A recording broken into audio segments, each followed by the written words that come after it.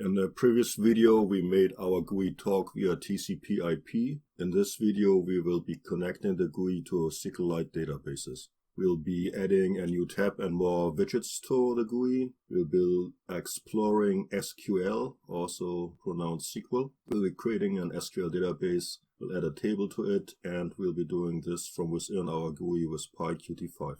So first I added a new tab, and then I added a table view onto the tab, and the table view is this widget here. So simply drag it over there and resize it. After that I added vertical layout, and then I placed 4 buttons into the layout. So you can see how they have even spacing automatically because this is a vertical layout, and the table view doesn't look like much yet, but we're gonna show views from a SQL table in it later soon. So next I added a vertical spacer to the design. That's this guy here under layouts. So just by simply dragging this underneath the buttons, it pushes all the buttons up, and you can adjust the size to a little bit. So this is really neat to know. So those 2 spacers here, horizontal spacer and vertical spacer within. So this is the vertical spacer within the vertical layout pushing buttons up.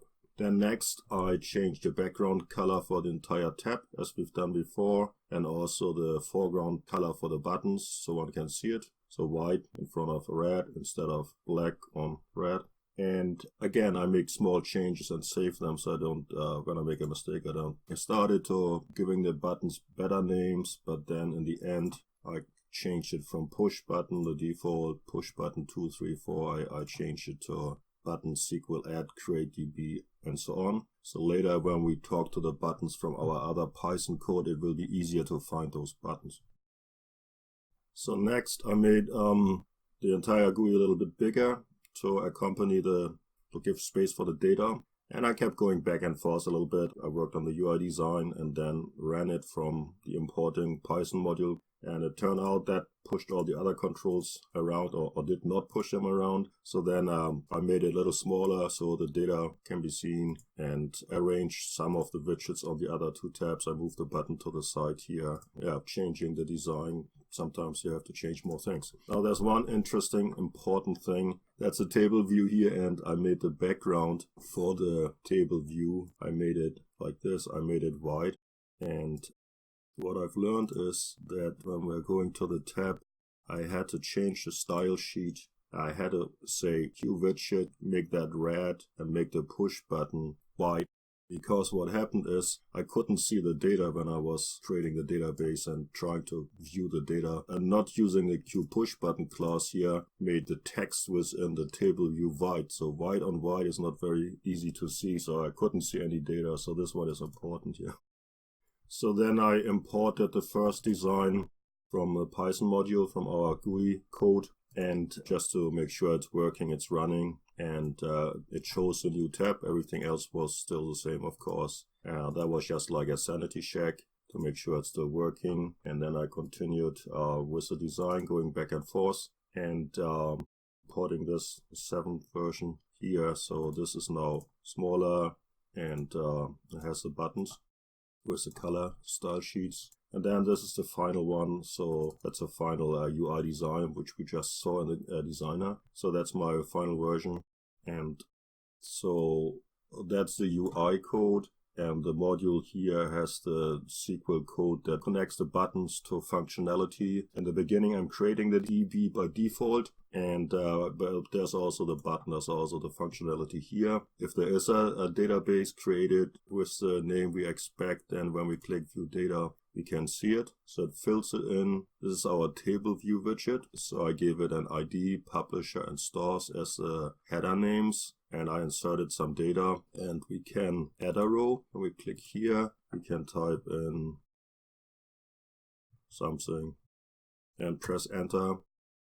I will now close it and reopen it. The data will be saved, at least should be. We'll find out. So when we do view data, there's our new row. When we highlight the row and click the delete row button, it gets deleted. Press enter and close it, reopen it just to make sure. And in order to make this work, we are importing SQLite for Python 3, ships with Python 3. We only have to import it. And then we import from PyQt5 QtSql. So that gives us some functionality. Yeah, so the rest, SQL is not very complicated, can be simple. So we are connecting our buttons to new methods. And this is a table view. So PyQt5 requires a table view. It uses a model and view. And this is a code that creates this. This is where we set the header ID, basically the column titles. And I'm also printing it out here. And one problem was that I got a nasty exception when the database didn't exist. So now I put it into a try except block. So if the database is not created and we're trying to run this code by clicking on the view data button, it won't get an exception. And here we create the database. The database SQLite has a .db extension, and PyQt5 ships with a SQLite database driver. We just have to tell it that. So, and here we are creating a table. I call it publisher, and we're inserting some data. And that's basically it. So not too much. It's a good starting point. So if you're interested in SQL and SQL, this is some working code. And I think we clear it. This is the SQL part of it. In this video, we connected to SQLite Databases. In the entire section 4, we first used CSS style sheets. We then looked into slots and signals.